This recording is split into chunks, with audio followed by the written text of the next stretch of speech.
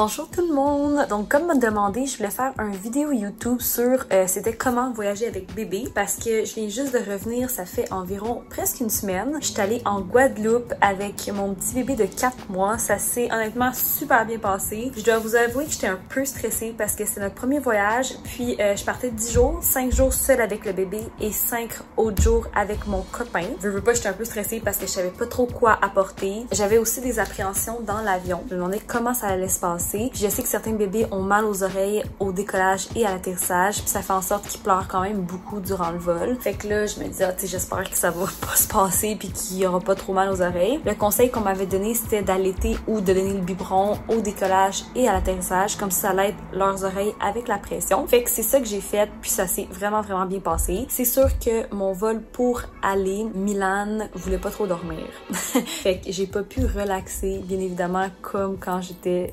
sans enfant dans l'avion. J'ai fait plusieurs allers-retours dans le corridor, mais au moins, c'est ça, il a pas pleuré, je l'ai vraiment diverti, j'avais amené quelques jeux, puis il y avait aussi d'autres enfants qui marchaient dans le corridor de l'avion, fait qu'on a joué avec eux, fait que pour vrai, ça s'est full bien passé. Puisque j'avais pas besoin d'amener du lait maternisé, mais si jamais vous donnez du lait maternisé à vos enfants, sachez que vous pouvez amener de l'eau distillée, fait qu'une grosse bouteille d'eau, c'est permis seulement quand on a des jeunes enfants, parce que sinon, il faut que tu jettes ton eau avant d'aller à l'aéroport. Mais pour les familles avec des jeunes enfants, c'est permis. Fait que ça, c'est quelque chose que j'ai appris que j'étais pas au courant. Fait que sachez que vous avez le droit d'amener de l'eau dans l'avion. L'autre chose, puisque mon bébé il est en bas de 6 mois, je pouvais pas lui mettre de la crème solaire. Fait que ça, c'est super important parce qu'ils ont la peau trop fragile. Ça peut être dangereux pour leur peau d'avoir de la crème solaire. Donc, c'est super important que je le couvre durant tout le voyage. Donc, c'est sûr que faut faire un peu des plans de voyage en conséquence de ça. Évidemment, je pouvais pas vraiment m'exposer au soleil de 10h à 2h l'après-midi vu que le soleil est vraiment fort. Fait que moi, ce que je faisais dans le fond, c'est que le matin, j'allais tôt à la plage. De toute façon, le bébé, en fait, mon bébé, il se réveille quand même assez tôt. Donc, à comme 5h du matin, à 6h, j'étais à la plage. Fait que je pouvais profiter un peu de l'eau, du sable avec le bébé à cette heure-là parce qu'il n'y avait pas de soleil. Fait que ça, c'était super bon. Puis le soir aussi, vers le coucher du soleil, j'allais dans la piscine, je retourne à la mer. Ça, c'était correct parce qu'il n'y avait pas trop de soleil non plus. Par contre, durant le jour, tu sais, je m'exposais pas, donc c'était difficile de faire des activités parce qu'il faut que tu fasses des activités qui sont couvertes. Donc, quand mon chum est arrivé puis qu'il est venu nous rejoindre, on est allé faire comme 2 petites excursions en forêt. Ça, c'était correct parce qu'il y avait plein d'arbres autour de nous. Fait qu'il y avait aucun problème à ce niveau-là.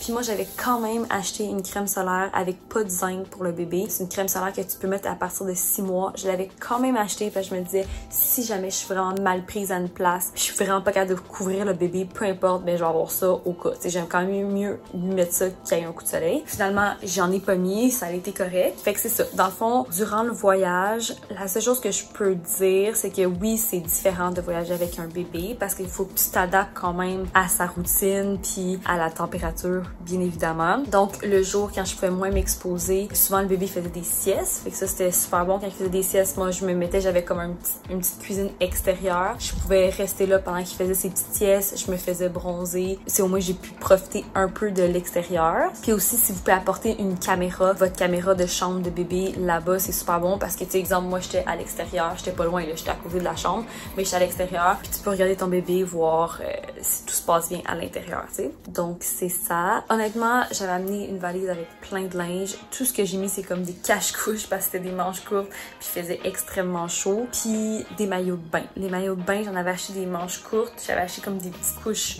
maillots. Puis finalement, j'ai mis le maillot qui avait comme des manches longues parce qu'évidemment, faut pas qu'il soit exposé. Fait que je prenais ce maillot-là avec une casquette. Fait que ça me permettait au moins durant la journée de sortir un peu le bébé, tu sais. Fait que ça, c'était parfait. Puis honnêtement, j'ai mis lui tout le long. Je l'ai acheté au H&M. Puis c'était avec rayon comme le tissu, c'est comme anti-UV, là. Fait que ça protège du soleil. Puis j'ai mis ça legit tout le long. Fait que ça, je vous le conseille. Puis en dessous de ça, je mettais une couche maillot parce qu'une couche dans l'eau, c'est genre jetable, c'est vraiment pas fou, là, tu sais. C'est pas mal ça qu'on a fait. Évidemment, c'est quand même beaucoup d'énergie, surtout que moi, j'étais toute seule. Tu sais, moi, comment ça fonctionne avec mon copain, c'est que durant la nuit, c'est moi qui fais toute la nuit parce que j'allaite, fait que ça sert à rien que mon copain se lève, il pourra rien faire. Fait que c'est moi qui fais les boires de nuit. Puis le matin, vers comme 5 h du matin, quand le bébé veut plus dormir, ben c'est mon copain qui se lève, puis il s'en occupe jusqu'à comme 8-9 heures. Fait que moi, c'est là ma partie que je peux dormir. Fait que là, c'est sûr qu'en allant en voyage toute seule avec mon bébé, j'avais pas cette petite partie-là. Fait que oui, j'étais comme vraiment plus fatiguée. Mais, tu sais, le bébé, il était tellement stimulé, il voyait plein de choses, c'était tout nouveau. Moi, personnellement, je trouve ça dur des fois de passer des journées à comme essayer de divertir ton bébé sur un tapis d'éveil, puis comme faire des petits jeux. À un moment donné, je trouve que ça commence à être long, puis tu sais, faut sortir dehors. Fait que là, l'avantage d'être en voyage, c'est qu'il y avait plein de choses à voir, plein de choses à faire. Puis le bébé, tu sais, il se divertissait par lui-même. Fait que moi, ça me permettait aussi de relaxer un petit peu de mon côté. Fait que ça, c'était super. Tu sais, ce que je conseillerais, c'est vraiment un voyage où que c'est pas compliqué. Tu sais, moi, la plage était en face de mon hôtel. Il y avait une piscine à l'hôtel. En fait, c'est des gîtes, là. C'est pas un hôtel, mais c'est une petite gîte. J'avais une cuisine. Donc, tu sais, c'était pas un voyage trop d'aventure. Je pouvais descendre la côte à la plage. Quand ça fonctionnait plus, le soleil sortait. J'avais pas besoin de prendre mon auto puis aller ailleurs. Je faisais simplement remonter la côte. J'étais dans ma gîte. Je pouvais faire dormir le bébé si je voyais qu'il était fatigué. Tu sais, comme tout était quand même assez simple. Moi, je trouve que pour un premier voyage, c'était parfait parce qu'une grosse aventure à l'extérieur, tout ça avec un bébé de 4 mois, je pense que ça aurait été peut-être un peu trop intense, tu sais. Puis l'autre conseil, peut-être prendre une destination qui est pas trop loin. Nous, on a pris une destination qui était à 4h30 de vol, pas d'escale. Fait que tu sais, pour un premier test avec bébé, voir comment il réagit dans l'avion, je trouve ça vraiment parfait. Tu sais, j'aurais peut-être pas été en Europe où c'est 7 heures de vol avec décalage horaire pour un premier voyage. Surtout avec un bébé de 4 mois, je pense que c'était mieux d'y aller un petit peu plus safe pour commencer. Puis là, je sais que j'ai plus confiance, puis je sais que le prochain voyage, je vais pouvoir aller plus loin puis ça va bien se passer, tu sais. Aussi, à l'aéroport, je vous conseille d'arriver d'avance, plus que d'habitude, parce que t'as pas envie de commencer à courir partout avec un bébé naissant. Ça peut être intense, tu sais. J'avais dit aussi dans mon autre vidéo, mais c'est super important, évidemment, d'avoir un passeport pour bébé, même si petit, ça prend une photo aussi sur le passeport. Puis ça prend également une note. Vous pouvez retrouver ça sur le site de Air Canada, Air France. C'est un papier, dans le fond, que t'écris les informations si tu pars seul avec l'enfant, du conjoint ou de la conjointe qui donne la permission de partir avec l'enfant seul. Fait que ça, c'est super important de remplir ça, sinon ils vont juste pas vous laisser passer au desk de l'aéroport. Excusez, là, je passe un peu du coq à l'âne, là, je dis comme plein d'affaires. Fait que je me suis pas fait de point de ce que je voulais dire, je me suis juste dit, je vais vous en parler puis ça va sortir comme ça va sortir. Donc voilà, surtout que je reviens juste de m'entraîner, là, mon petit bébé dort, puis des fois, ça dure pas toujours longtemps sa sieste, fait que j'essaie de comme faire ça en 2 tâches, là, fait que s'il se réveille, je vais aller le chercher, mais c'est pour ça que j'essaie de faire ça quand même rapidement.